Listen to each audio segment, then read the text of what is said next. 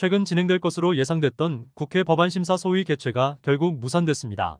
국회 본회의 전 실거주 의무 폐지를 심사할 수 있는 마지막 기회가 사라진 셈입니다. 주택법 개정안은 이번 회기에서 폐기 수순을 밟을 전망입니다. 당장 올해 11월로 아파트 입주일을 앞당긴 둔촌주공 계약자들은 불확실성이 커졌습니다.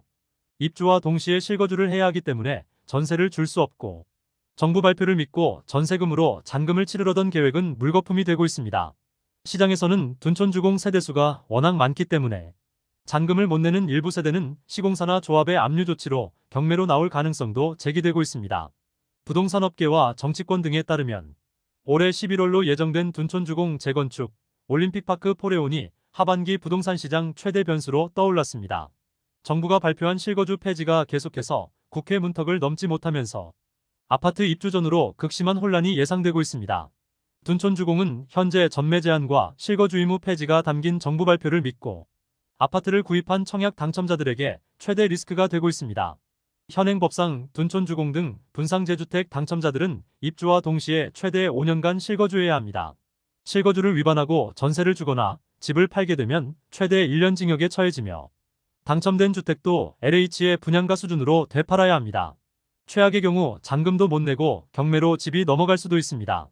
한 부동산 전문가는 둔촌주공의 잔금 납부 문제가 하반기 부동산 시장에 시한폭탄이 될 수 있다며 세대수가 워낙 많다 보니 잔금 연체나 대출을 받지 못한 세대가 있을 수 있고 실제 경매 시장으로 나올 가능성도 배제할 수 없다고 밝혔습니다.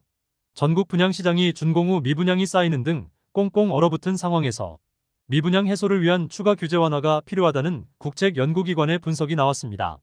국토연구원은 미분양이 전국적으로 10만 가구에 가까워질 경우 미분양 주택 매입 시 취득세와 양도세 감면을 검토해야 하며 13만 가구를 넘으면 공공이 미분양 주택 매입을 통해 위기 단계별로 관리해야 한다고 제언했습니다.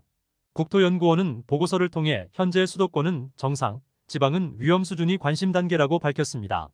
지난 10월 기준 미분양이 가장 많은 곳은 경북 포항으로 3,896세대를 기록했고 대구 남구와 대구 달서, 울산 울주 순으로 미분양이 많이 쌓이고 있습니다. 아직까진 미분양이 장기 평균을 소폭 밑도는 수준이지만 향후 금리 수준과 경기 침체 여부에 따라 미분양이 더 증가할 가능성이 있다는 분석입니다. 다만 미분양 지원 등에 대한 국민 여론은 좋지 않습니다. 국토연구원 설문에서 일반 가구의 59%와 중개업소 68%는 미분양 문제를 시장에 맡겨야 한다고 응답했습니다. 정부에서 미분양을 매입해야 한다면 적정 가격은 분양가 대비 68% 수준이 평균치로 나타났고 70% 이상은 미분양 주택 구매자에게 세제 혜택을 주는 것이 지원 정책이라고 답했습니다. 지금까지 잼스톤TV였습니다. 오늘 영상 도움되셨으면 구독과 좋아요 부탁드립니다. 시청해주셔서 감사합니다.